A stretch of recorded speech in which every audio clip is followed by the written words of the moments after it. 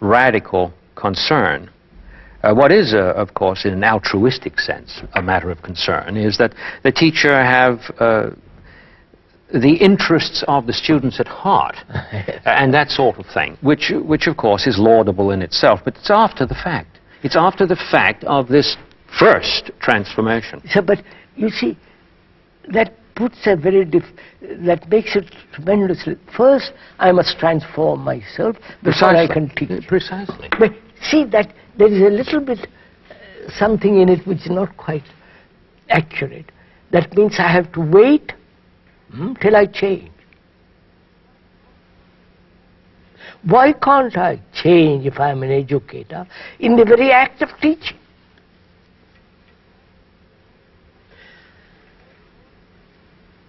The students live in conflict.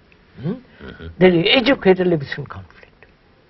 Now, if I was an educator with a lot of students, I would begin with that. Say, I am in conflict and you are in conflict. Let us see, in discussing, in becoming aware of our relationship, in teaching, if it's not possible for me and for you to resolve this conflict, then it has action. But if I have to wait till I am free of all conflicts, I can wait till doomsday. I see now exactly what you're saying. What you're saying is literally this. The teacher who is presently in conflict simply just acknowledges this, walks into the classroom. That's right. Not as somebody who is free from conflict. That's right. No.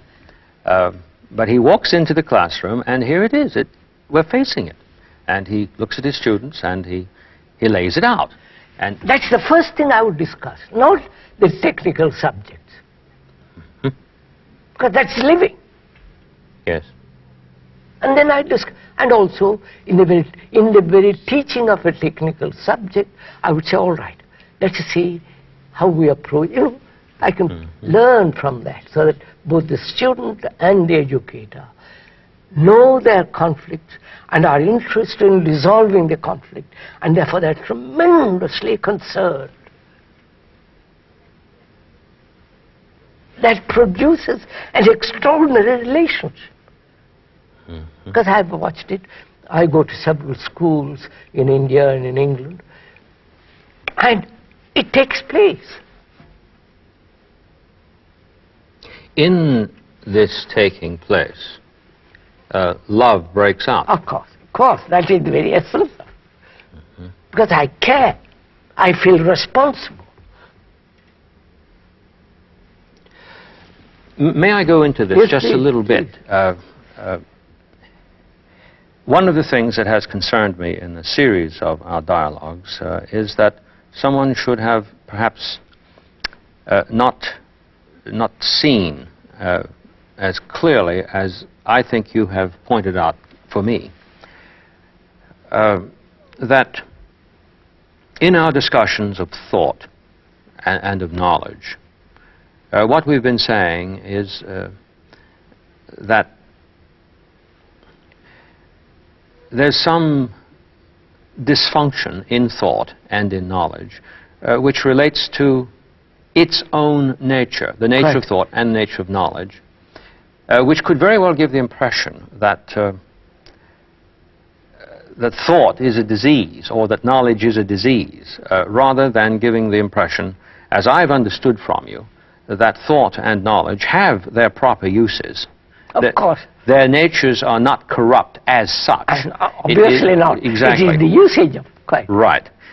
Therefore, it becomes of utmost importance, I think, in understanding what you're saying, to be aware of the corrective that we bring to bear when together we examine the uses of thought and the uses of knowledge, while at the same time not assuming that the principle of thought, the principle of knowledge, is in its own nature corrupt. No. So that in a classroom we could study a text in which an assertion is made, a positive statement is made, without thinking that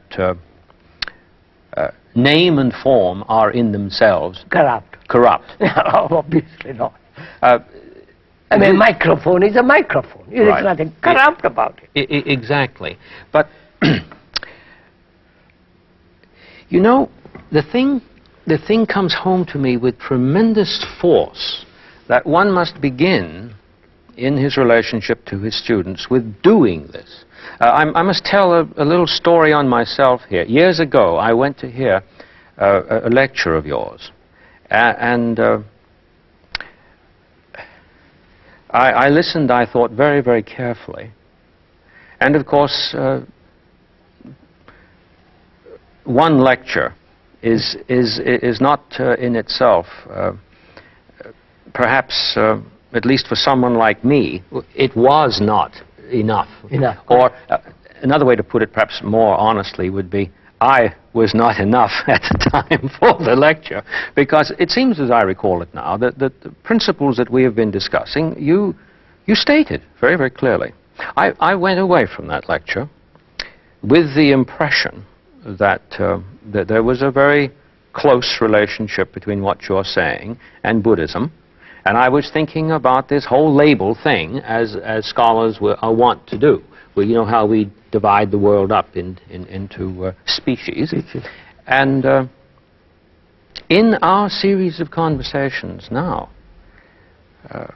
I've come to see that I was profoundly mistaken. Profoundly mistaken. And I pinch myself to think, you know, I might have gone on thinking what I thought before, which had nothing to do with anything that you were concerned in.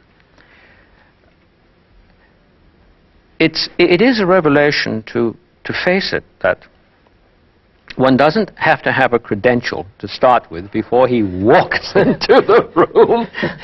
He just has to start looking at the very thing that he believes is going to bring him into a hostile relationship with his class. Yes.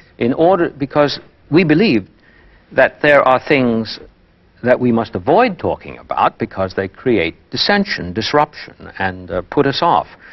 Therefore, let's not talk about conflict. Quite. Or if we're going to talk about it, let's talk about it in terms of our being the ones who have the light over against these others who don't. And we have to take the good news to them. It's like the gurus, that's what I mean. Right. But simply to come into the room and say, let's have a look, without any presuppositions, without my thinking that I have this in hand and you don't, or you have it and I don't, we're going to just hold it together. Right, sir. And share together. Share together. And behold. Yes, sir. Am I following you? Perfectly. Oh, that's wonderful. I'm going to do this after our conversation comes to an end, and I walk into that room. And do go on. So, sir, the energy that is created through conflict is destructive. The energy that's created through conflict, struggle, battle, produces violence, hysteria, neurotic actions, and so on. Whereas the action of perception is total, non-fragmentary, and therefore it is healthy, sane, and brings about such intense care and responsibility. Mm-hmm. Now, that is the way to live. Seeing, acting all the time. I cannot see if there is an observer different from the observed. The observer is the observed. This does a very marvelous thing to what we call our confrontation with death.